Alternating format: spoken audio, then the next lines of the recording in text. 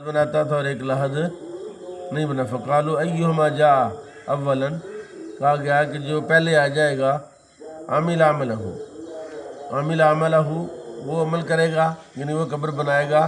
فجاء الذی یلحد، تو رسول اللہ کی جب قبر مبارک بنانی تھی تو وہ بندہ آ گیا جس نے لحد بناتا تھا، تو حضور کے لیے فلاحدہ لرسول اللہ صلی اللہ علیہ وسلم، حضور کے لیے لحد بنائی گئی، یعنی حضور کی قبر مبارک جو ہے وہ لحد بنائی گئی۔ عن ابن عباس قال قال رسول اللہ صلی اللہ علیہ وسلم اللحد لنا والشق لغیرنا، لحد ہمارے لیے اور شک غیر کے لیے، یعنی یہودیوں کے لیے، عیسائیوں کے لیے۔ تو لحد زیادہ افضل ہے، لیکن لحد بھی تب بنے گی جب زمین پکی ہوگی۔ زمین اگر کچی ہے، ریتلی ہے، میرا ہے، تو پھر لحد نہیں بنائیں گے۔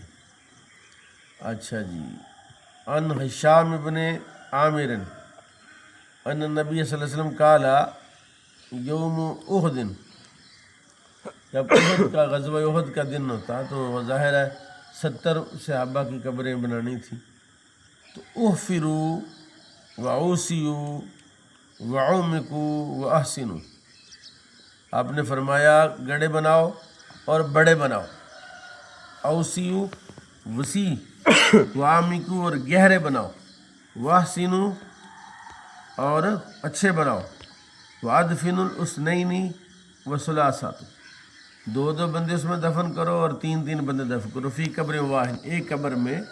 جب بندے زیادہ ہوں اجتماعی قبریں بھی بناتے ہیں، جہاں جنگیں ہوتی ہیں، غزوات ہوتے ہیں، لڑائیاں ہوتی ہیں، تو ایک ایک دھماکے میں یا ایک ایک حملے میں 200-250 بندہ فوت ہوگا۔ اب ہر ایک کی قبر الگ الگ تو نہیں بنانی، تو وہ مشکل ہو جائے گا، تو وہ پھر اجتماعی قبر بناتے ہیں، لمبا سا گڑھا بنا کے، ٹھیک ہے، اس کے اندر سارے رکھ کے تو اوپر پھر اس کے۔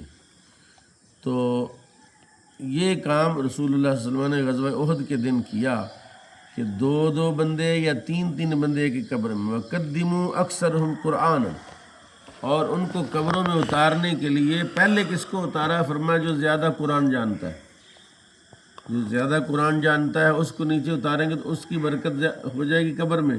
جو بعد والا جو کم قرآن جانتا ہے وہ اس کو بعد میں اتاریں گے تاکہ برکت پہلے سے چلی جائے، تو یہ جب جائے تو قبر برکت والی ہو جائے۔ عن جابر قال لما کان یوم احد، جب غزوہ احد تھا، جاءت امتی بی،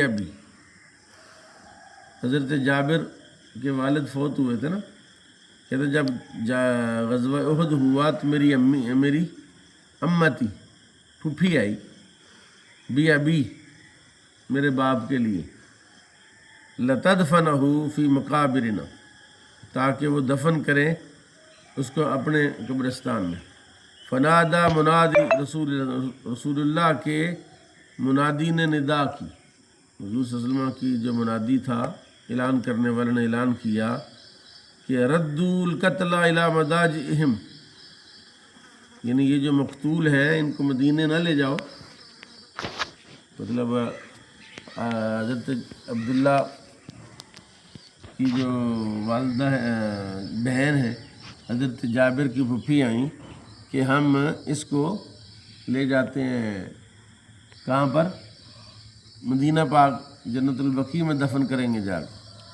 تو جب لے جانے لگے تو حضور نے اعلان کیا، حضور کے منادی نے اعلان کیا کہ رد القتلی الی مضاجعہم، یعنی مقتولوں کو، یعنی شہیدوں کو واپس لٹاؤ، المواد التی قتلوا فیہا یا قتلوا فیہا، ایسی جگہ پر واپس لٹاؤ جہاں یہ دفن کیا، یعنی جہاں شہید ہوتا ہے اولا بہتر ہے کہ وہیں پر اس کو دفن کر دیا جائے۔ تو یہ قبر بنانے کا جو پروٹوکول ہے وہ شہید کے لیے وہ یہ ہے۔ عن ابن عباس قال سئل رسول اللہ صلی اللہ علیہ وسلم من قبل رأسہ، حضرت ابن عباس کہتے ہیں کہ رسول اللہ صلی اللہ علیہ وسلم سے پوچھا گیا